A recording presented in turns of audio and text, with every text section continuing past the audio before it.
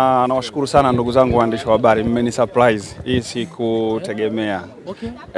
Kwanza pia namshukuru timu yangu ya Black Paida kwa kuweza kufanikisha. Kama ulivyoweza kuona ile award ina neno pale la Black Paida kwamba ndio timu ambayo pengine imeweza kutupa ushindi na kuweza kufanikisha hili. Pia nashukuru watu wote ambao wameweza kushare hii taarifa na nini, na watu wote ambao wameweza kusupport kwa namna moja ama nyingine. Shukrani sana.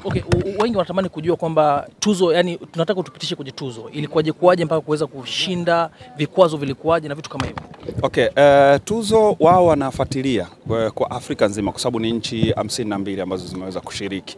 Wao wanafuatilia ni vitu gani ambavyo vinafanyika katika kila nchi, vijana wangapi ambao wameweza kuanzisha vitu ambavyo vinawasaidia vijana wengine. Ndio maana wame-mention kampuni ya Black Paida kwamba sasa tuna zaidi ya miaka 8 katika kufanya kazi tofauti na watu tofauti na makampuni tofauti. Kwa wao wanachagua ni nani na nani ambao wanachukua. Kwa kulikuwa na vijana 1500 katika nchi zote 52. Baadaye wakafanya mchujo mpaka tukabaki 100 ambao ndo tulipata award.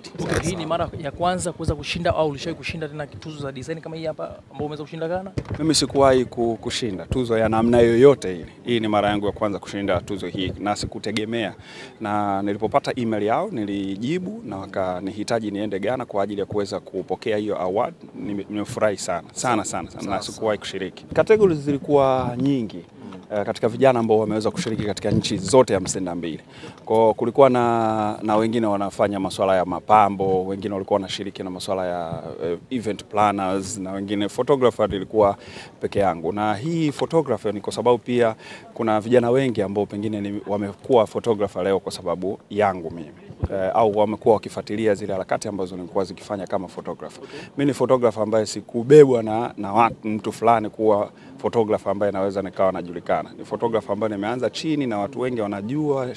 Nimefanya kazi na watu wengi, especially wasanii na watu wengine mbalimbali. Kwa hiyo pengine hii inaweza kuwa imekuwa chachu ya kuinfluence vijana wengine ambao wanaweza kaanza hata wakianzia chini kabisa kwenye kamera za kuazima na kodi na kufanya nini, mwisho wa siku unaweza kuwa una own cha kwako. Kasam Paida, mimi najua the way ambavyo wengi sasa hivi wanavyoona wanaona matunda zaidi. Siku nataka utupitishe kwenye sasa the way ulivyokuwa unapambana zile changamoto hapa na hapa. Japo tunajua stories zako mbalimbali kuweza kufanya radio kwenye EFM pale TV na vitu kama hivyo. Changamoto ni nyingi. Hakuna kazi ambayo haina changamoto. Umefika hatua unaenda unasafiri mpaka mikoani au upewi hata nauli, unaweza kufanya kazi na watu na unajulikana umefanya kazi kubwa. Wengine wanaweza kuibiwa vifaa, shaibiwa sana vifaa, mtu anavunja chombo cha usafiri, baadaye anachukua vifaa, au kutapeliwa au kuahidiwa kwamba bana njoo ufanye kazi fulani alafu utakupa. Unajua ukiwa photographer au videographer unaenda kwenye event alafu unafanya coverage vizuri alafu baadaye mlipaji umuone, yeye anataka aonekane kwamba bana nimepigwa picha na mtu fulani na vitu kama hivyo. Kwa hiyo changamoto ni nyingi na watu wengi wanapitia hata pengine zaidi ambazo nimepitia au na kadha. Cha muhimu ni kutokata tamaa katika kitu chochote ambacho unaweza kukifanya.